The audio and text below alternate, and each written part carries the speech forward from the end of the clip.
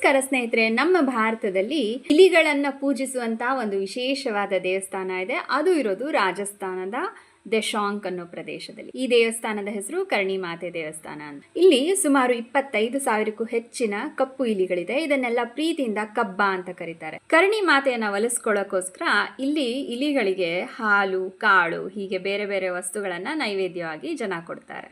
ಹಾಗೆ ಇಲ್ಲಿ ಕೆಲವೊಬ್ರು ಇಲಿ ಕಚ್ಚಿಬಿಟ್ಟಿರುವಂತಹ ಪದಾರ್ಥಗಳನ್ನ ಪ್ರಸಾದ ಅಂತಾನು, ದೇವರ ಆಶೀರ್ವಾದ ಅಂತ ಕೂಡ ಸ್ವೀಕರಿಸ್ತಾರೆ. ಇಲ್ಲಿ ಇಷ್ಟೆಲ್ಲ ಇಲಿಗಳಿದ್ರೂ ಸಹ ಜಾಗ ತುಂಬಾ ಕ್ಲೀನ್ ಆಗಿರುತ್ತೆ ಮತ್ತು ಹೈಜೆನಿಕ್ ಆಗಿದೆ. ಇಲ್ಲಿ ಯಾವುದೇ ತರದ ಇಲಿಗಳಿಂದ ಉಂಟಾಗುವಂತ ಸಾಂಕ್ರಾಮಿಕ ಕಾಯಿಲೆ ಇದುವರೆಗೂ ಹರಡಿಲ್ಲ ಅಂತ ಅಲ್ಲಿನ ಜನ ಹೇಳ್ತಾರೆ. ಹಾಗೆ ಈ ಪ್ರದೇಶದ ಬಗ್ಗೆ ತುಂಬಾ ಕಥೆಗಳನ್ನು ನಾವಲ್ಲಿ ಕೇಳ್ತೀವಿ.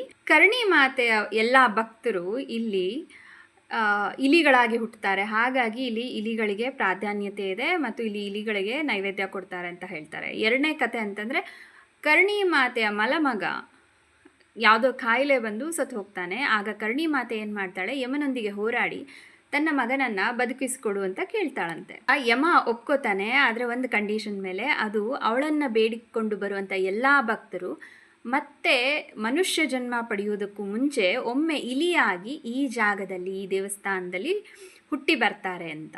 ಮತ್ತು ಮೂರನೇ ಕತೆ ಅಂದರೆ, ಇಲ್ಲಿ 25,000ಕ್ಕೂ ಹೆಚ್ಚು ಕಪ್ಪು ಇಲಿಗಳಿರ್ಬೋದು, ಆದರೆ ಮಧ್ಯದಲ್ಲಿ ಎಲ್ಲೋ ಅಲ್ಲೊಂದಿಲ್ಲೊಂದು ಬಿಳಿ ಇಲಿ ಕಾಣುತ್ತೆ. ಈ ಬಿಳಿ ಇಲಿಗಳೇ ಕರ್ಣಿ ಮಾತೆ ಮತ್ತು ಆಕೆಯ 4 ಜನ ಮಕ್ಕಳು ಅನ್ನೋ ನಂಬಿಕೆ ಇದೆ. ಹಾಗಾಗಿ ಇಲ್ಲಿ ನೀವೇನಾದರೂ ಹೋದಾಗ ನಿಮಗೆ ಬಿಳಿ ಇಲಿ ಕಾಣಿಸಿದ್ರೆ ಅದು ಕರ್ಣಿ ಮಾತೆಯ ಆಶೀರ್ವಾದ ಅಂತ ಕನ್ಸಿಡರ್ ಮಾಡ್ಬೋದು. ಇಲ್ಲಿ ಬರುವಂತ ಜನ ಸಾಮಾನ್ಯವಾಗಿ ಬರೀ ಕಾಲಲ್ಲಿ ಬರ್ತಾರೆ. ಇಲಿಗಳು ಅವರ ಪಾದದ ಮೇಲೆ ಓಡಾಡ್ಲಿ ಅನ್ನೋಂಥ ಒಂದು ಆಸೆ ಇದೆ. ಅಕಸ್ಮಾತ್ ಆಗಿ ಯಾರಾದರೂ ಇಲ್ಲಿನ ಇಲಿಯನ್ನ ತುಳಿದ್ರೆ ಅಥವಾ ಏನಾದರೂ ತೊಂದರೆ ಮಾಡಿ ಅದು ಸತ್ತು ಹೋದ್ರೆ ಇಲ್ಲಿಗೆ ಬೆಳ್ಳಿ ಅಥವಾ ಚಿನ್ನದ ಇಲಿಯನ್ನ ಕಾಣಿಕೆಯಾಗಿ ಸಲ್ಲಿಸಬೇಕು ಅನ್ನೋ ಪ್ರತೀತಿ ಇದೆ. ಇಲ್ಲಿ ನವರಾತ್ರಿ ಹಬ್ಬ ತುಂಬ ವಿಶೇಷವಾಗಿ ನಡೆಯುತ್ತೆ ಮತ್ತು ಸಾವಿರಾರು ಭಕ್ತರು ಇಲ್ಲಿ ಬಂದು ಹೋಗ್ತಾರೆ.